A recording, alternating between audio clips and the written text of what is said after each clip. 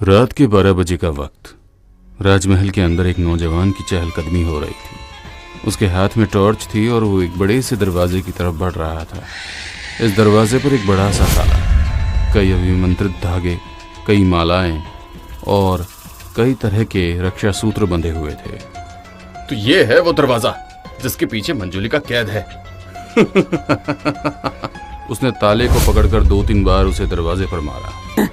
खोल खोल इस दरवाजे को, खोल दे इसे। उसकी महज आवाज सुनकर ही उस नौजवान के शरीर में कंपन उठने लगी। वो अपने दिल को थामे महल से बाहर भागा। बाहर जाते ही उसे दिल का दौरा पड़ा और वो जमीन पर ढेर हो गया। मंजुलिका के कमरे से दूर ही रहना, ठीक है? जी दादाजी, आप फिक्र मत कीजिए। अंगद, दादाजी किस मंजुलिका की बात कर रहे थे और उन्होंने ऐसा क्यों कहा कि उस कमरे से दूर रहना? अरे उसके बारे में मैं तुम्हें नहीं बताना चाहता, बेफजूल तुम डर जाओगी। नहीं, बताओ तो सही, ऐसी क्या बात है जो मैं डर जाऊंगी? बस इतना समझ लो कि वो कमरा किसी मंजुलिका नाम की नर्तकी का हुआ करता था और कई सालों से उसकी आत्मा उस कमरे के अंदर कैद है।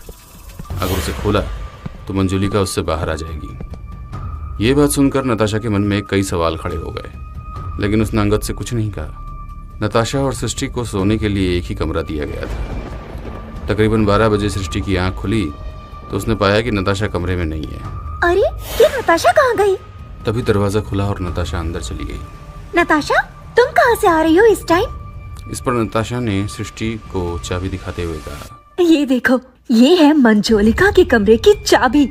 बहुत मुश्किल से दादाजी के कमरे से चुरा कर लाई हूँ। चलो अब वहाँ होकर आते हैं। नताशा, तुमने सुना ना दादाजी क्या कह रहे थे?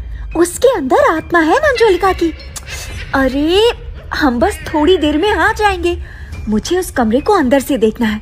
तुम चल रही हो तो चलो, वरना मैं अकेले ही चली जाऊंगी। नहीं नहीं, मैं भी चलती हूँ, लेकिन अगर वहाँ कुछ हुआ तो मेरे कहते ही हम दोनों वहाँ से निकल जाएंगे। हाँ ठीक है। अभी दोनों दबे पांव कमरे से निकली और एक बड़े से गलियारे को पार करने के बाद ये मंजुलिका के कमरे के सामने खड़ी थी।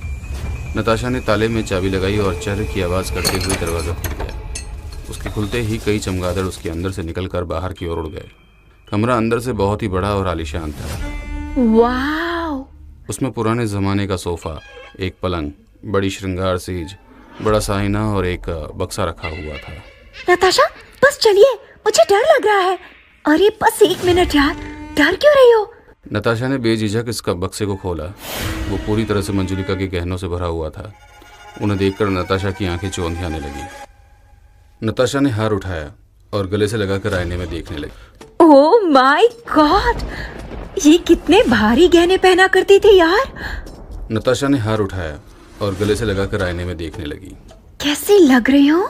नताशा, मुझे डर लग रहा है। जल्दी से इसको रखो और यहाँ से निकलो।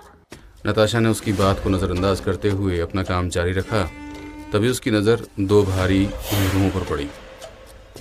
उसने उन्हें उठाया और जैसे ही वो बक्से से बाहर आए, कमरे में हवाएं उड़ने लगी। नताशा, ये क्या हो रहा है?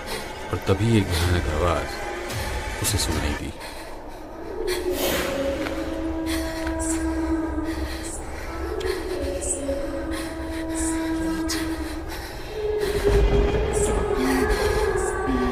यह आवाज सुनकर नताशा और सृष्टि दोनों डर गई। नताशा के हाथ से घुंघरू टूटकर नीचे सृष्टि के पैरों में गिर गया। नताशा, जल्दी यहाँ से निकलो। ये दोनों दरवाजे की तरफ भागी। तभी रोशन